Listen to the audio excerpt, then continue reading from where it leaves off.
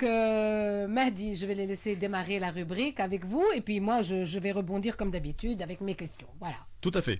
Alors, Monsieur Houssem, en tant que président de la Fédération interprofessionnelle du tourisme tunisien, connue sous le nom de la FIDT, alors, en collaboration avec l'ONTT, vous avez organisé mardi dernier une table ronde sous le thème « La situation des hébergements alternatifs en Tunisie ». Tout à fait. C'est un sujet qui nous tenait à cœur en tant que fédération. Donc notre fédération, peut-être beaucoup de gens ne connaissent pas, c'est relativement voilà, jeune il faut présenter aux fédération auditeurs, oui. qui est née en mars 2016, donc on a 8 ans d'âge. Et comme le nom l'indique, c'est une fédération interprofessionnelle du tourisme, c'est-à-dire elle regroupe divers métiers du tourisme, en dehors de l'hôtellerie. D'accord. Donc nous sommes organisés par groupement, selon les thèmes. Par exemple, nous avons un groupement de tourisme culturel, tourisme sportif, tourisme d'aventure, tourisme de santé. Donc les opérateurs dans ces domaines adhèrent à notre fédération et peuvent travailler dans le cadre du groupement. Parmi nos groupements, nous avons un groupement des hébergements alternatifs et durables. Voilà, et c'est notre sujet d'aujourd'hui. C'est notre sujet. Voilà. Donc, on sait très bien que le tourisme durable a commencé à prendre de l'ampleur dans le monde depuis une décennie et qui a été renforcé avec le Covid-19. Donc, sommes-nous capables de le développer compte tenu des potentialités dont nous disposons en Tunisie?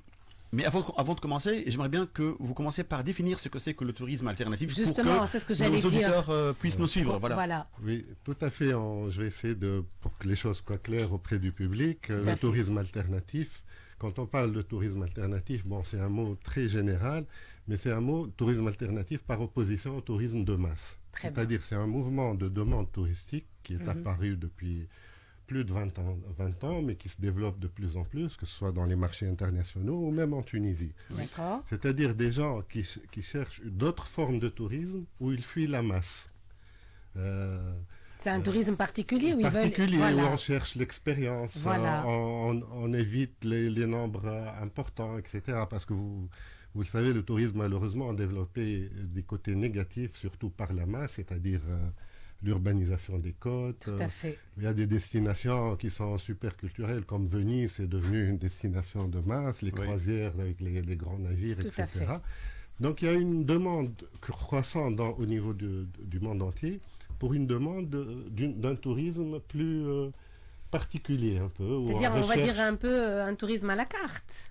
Il peut être à la carte ou en petits groupes, c'est-à-dire les groupes en tourisme alternatif en circuit culturel en Tunisie ne doivent pas dépasser 12-15 personnes pour faire une randonnée. Donc on cherche la qualité, le contact, mais également sortir hors des sentiers battus. Tout à fait. Et bien sûr, cette forme de tourisme alternatif cherche un hébergement alternatif. D'accord. L'hébergement alternatif, c'est un hébergement touristique différent des grands hôtels ou des grands...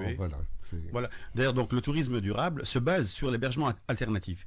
Donc, nous disposons aujourd'hui à peu près de 2236 hébergements recensés et seulement 124 ont été autorisés sur le site officiel de l'ONTT. Alors, pourquoi les promoteurs, est-ce qu'ils restent dans l'informel? Est-ce que c'est une question de réglementation ou bien l'absence d'un cahier de charge? Je reviens également sur une autre définition de tourisme durable qui va, comme vous dites, avec tourisme alternatif, hébergement alternatif. Bien sûr, cette demande est très soucieuse de durabilité, de qualité de l'environnement, donc que ce soit la nourriture qu'ils mangent, les sites, donc très soucieux du côté social, environnemental et économique. Il faut que les répercussions du tourisme bénéficient à la population locale. Donc c'est une forme de tourisme, c'est pour ça la durabilité. D'accord. Donc, au niveau de la Tunisie, donc notre fédération, on avait du mal à saisir ce phénomène d'hébergement touristique alternatif. Donc on avait une idée un peu vague, donc c'est pour ça qu'on a confié. Les gens n'étaient pas encore en confiance. Non, même on n'a pas une clarté, il n'y a pas d'études. D'accord. Il n'y a pas eu d'études, c'est pour ça notre fédération, nous avons financé et commandé une étude auprès du cabinet Emerald Consulting, qui ont réalisé une étude qualitative et quantitative. D'accord. C'est-à-dire quantitative. Pour l'instant, cette année, on s'est limité à la demande nationale, c'est-à-dire les Tunisiens qui vont dans les hébergements alternatifs, Tunisiens et expatriés, demande locale, et une étude qualitative auprès des opérateurs. Vous avez des chiffres? Oui, oui, Par bien sûr. curiosité. Oui, oui, bien sûr. Franchement, je suis Bah, curieuse. Oui. les chiffres, là, c'est par exemple, on a recensé le nombre d'hébergements alternatifs, c'est-à-dire dans toutes les formes, c'est-à-dire les locations touristiques, les gîtes ruraux, les chambres d'hôtes ou maisons d'hôtes, les hôtels de charme, etc. Leur nombre ne cesse de croître depuis 15 ans. On est passé à peu près de 200 unités en 2010 à maintenant plus de 2000. D'accord. Mais toutes les formes, pas tous des chambres d'hôtes. Donc le nombre, il y a un fort développement qui correspond à une forte demande. Une demande locale et internationale. Et bien sûr, parfois, les entrepreneurs... Ils foncent sur l'occasion et voilà. Ils foncent, ils sentent qu'il y a un potentiel, ils foncent dedans. Et c'est pour ça qu'on a fait cette étude, pour comprendre cette demande, comment elle se compose, c'est quoi son pouvoir d'achat, etc. Donc, vous sentez que la mentalité du Tunisien a quand même évolué, changé dans ce sens-là, c'est-à-dire qu'on est un peu plus responsable dans nos manières de prendre nos vacances, dans la manière de gérer nos vacances, et la qualité justement du produit que nous choisissons. Donc vous sentez qu'il y a une différence là? Tout à fait, l'étude l'a confirmé. Oui. Donc ils ont mesuré, c'est un mot technique, le taux de pénétration de la demande pour ce type d'hébergement alternatif touristique. Oui. Et le chiffre est extraordinaire, c'est 10%, 10% par rapport à l'hébergement touristique. Donc c'est très important. D'accord. Donc 72% sont des locaux tunisiens et 71% étrangers. Donc il y a une croissance, comme je vous ai dit, tous les ans le nombre ne cesse de croître, au moins entre 10 et 15%. Mais voilà, donc c'est une forte demande et les Tunisiens sont à la recherche de ce type d'hébergement. C'est une nouvelle génération qui se développe aussi. Oui, c'est plutôt, l'étude a montré, c'est plutôt une clientèle jeune qui cherche à découvrir. Mais c'est un lieu d'hébergement qui sort de l'ordinaire, qui n'est pas un tourisme de masse, mais accompagné d'expériences locales, par exemple des randonnées ou rencontres avec les locaux dans les régions, cours de cuisine.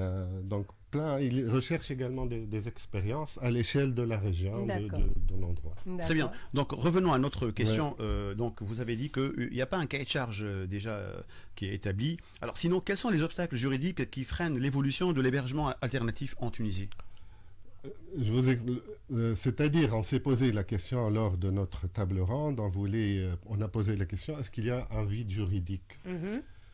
Parce qu'il y a eu un grand débat, il y a eu un projet de cahier des charges qui n'est pas encore officiel, c'est-à-dire l'autorité de tutelle est en train de travailler dessus, que ce soit le ministère du Tourisme ou l'Office du Tourisme, parce qu'il faut vraiment bien étudier la chose pour faire un cahier des charges qui corresponde aux besoins. Mais actuellement, il y a deux textes de loi qui s'appliquent. Il y a un arrêté de 2013 qui gère donc la loi, c'est l'arrêté qui gère les chambres d'hôtes. D'accord. Donc ce texte existe. Il y a également l'arrêté pour les gîtes ruraux, c'est un texte de 2018, donc fixé par le ministère de l'Agriculture et le ministère du Tourisme. C'est eux il y a un cadre juridique, donc il n'y a pas un vide. D'accord. Mais malheureusement, c'est le système de la licence au préalable. C'est-à-dire, il faut déposer un dossier technique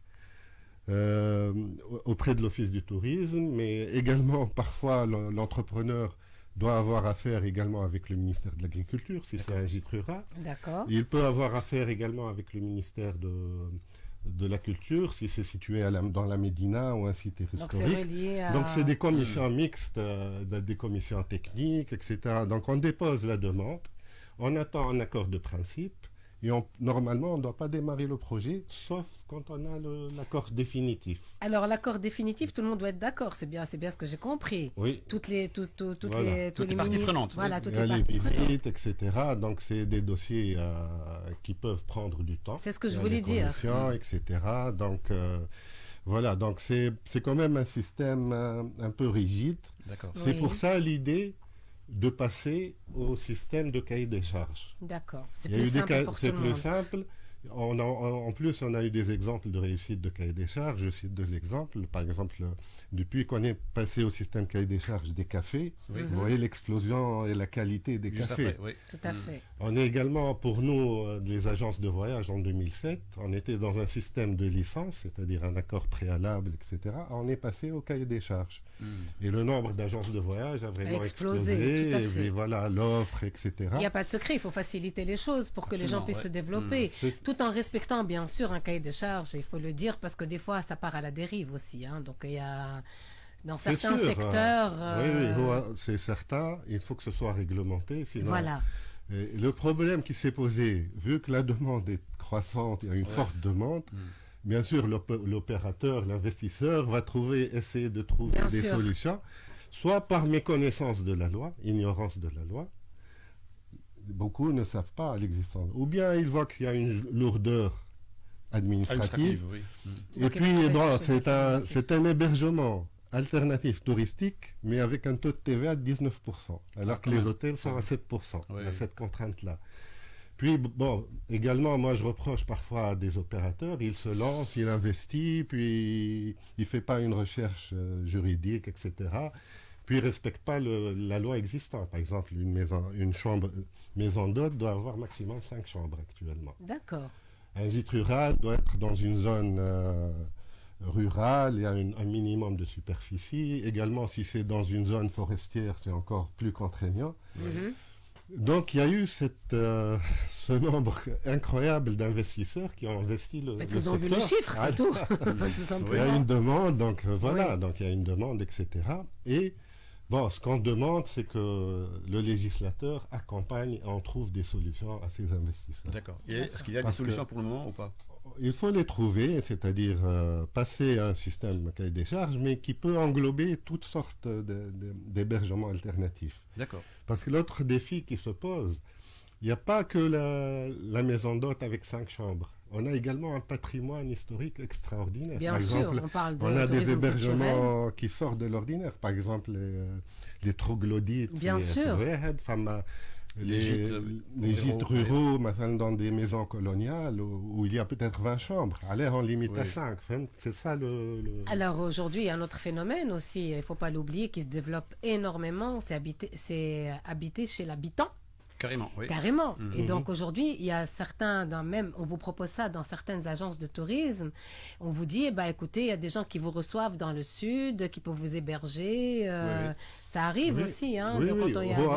La chambre d'hôte, comme le mot l'indique, c'est des chambres chez l'hôte. Justement, chez l'hôte. La l'hôte. condition, voilà. il faut que l'hôte soit présent pour recevoir les invités. C'est limité à 5 chambres. Donc, on est en train, franchement, de travailler en toute transparence avec l'Office du tourisme tunisien. Vous avez vu, ils étaient présents, du directeur général au grand directeur concerné par la problématique. Également le ministère du Tourisme. Donc, on a envoyé il y a eu le projet de cahier des charges, on a envoyé nos remarques, etc. D'accord. Et Inch'Allah, on trouve rapidement un terrain Très bien, d'entente. parce que, étant donné que le temps presse, étant donné notre émission d'aujourd'hui, elle est sponsorisée. Oui. Oui, voilà, et nous avons un prix à gagner. Vous avez lancé le jeu, j'imagine. Ça y est, alors justement, moi j'ai lancé le jeu, j'ai même posé la question, et donc c'était en tourisme alternatif, combien de types d'hébergements existe-t-il en Tunisie? 3, 5 ou 8. Et la bonne réponse était 5. Oui. Et nous avons même un gagnant, on m'a dit. Très bien. Et la gagnant, alors attendez, je vais vous dire tout de suite. Le nom du gagnant est Ahmed Saada. Donc on félicite monsieur Ahmed Saada, l'auditeur de RTCI, qui a gagné aujourd'hui. Et donc tu peux... Voilà, donc il s'agit bien d'un coffret produit soins. Oui. Donc c'est Algo et Cosmotanite. Donc ces deux marques de produits Thalasso et Spa sont développées à base d'ingrédients d'origine marine et naturelle et dédiés spécialement pour répondre aux besoins en soins esthétiques, corporels et massages. Ce sont donc des produits certifiés en Tunisie et à l'étranger auprès des établissements russes. Très bien. Bah, écoute, Voilà. je rappelle quand même le nom du gagnant, s'il est à notre écoute, c'est Ahmed Saada. Je rappelle aussi aux éditeurs qu'à chaque fois que vous voulez jouer donc à nos jeux de tourisme et bien-être, ça sera sur la page officielle de RTCI. Voilà. Tout à fait. Et pour la réponse, on a dit Oui. 5, mais on n'a pas cité les types d'hébergements Ah bah, il faut le alternatifs. dire alors. Voilà, donc les 5 types d'hébergements alternatifs. Monsieur Houssam, il avait déjà annoncé, il a déjà prononcé quelques-uns. Oui. Donc c'est les locations saisonnières, Oui. les maisons d'hôtes, Mhm. les campings, les gîtes ruraux et les hôtels de charme. Très bien. Voilà. Bah, en tout cas, à titre d'information, il est important qu'on ait justement ce genre d'informations. C'est vrai que nous sommes tous emportés par la beauté du terme, hein, déjà, hein, Oui. ce genre de tourisme. C'est vrai que la jeunesse actuelle opte beaucoup plus pour ce genre de tourisme. Et il est important justement de préciser justement qu'il y a des règles à respecter. ouais. Et justement, alors ma question, est-ce qu'aujourd'hui ce genre de tourisme ne piétine pas sur le tourisme classique? Ouais, en réalité, il ne faut pas qu'il y ait antagonisme, ils se complètent. D'accord. C'est vraiment... Sachant que, pardon, je vous coupe la parole, sachant qu'avec Mehdi, nous avons traité un sujet très intéressant dernièrement, où justement le tourisme classique, les hôtels aujourd'hui, se transforment en maisons pour personnes âgées, En EHPAD. en EHPAD, et justement, donc voilà, déjà tout le monde est en train de, on a l'impression que tout le monde est en train de prendre de nouvelles identités pour se développer, justement. En quelque sorte, une transformation, il s'agit bien. Hein. Exactement. Oui, c'est une adaptation à la Oui, demande. d'accord. Donc l'investisseur sent qu'il y a un potentiel, il s'adapte. Je disais que l'hôtellerie classique balnéaire n'est pas en opposition avec l'hébergement alternatif. On se complète. Parce que tout simplement, une famille peut avoir besoin de vacances balnéaires classiques. Oui, Donc, et cette personne, par exemple, elle-même, elle est passionnée de randonnée ou de culture.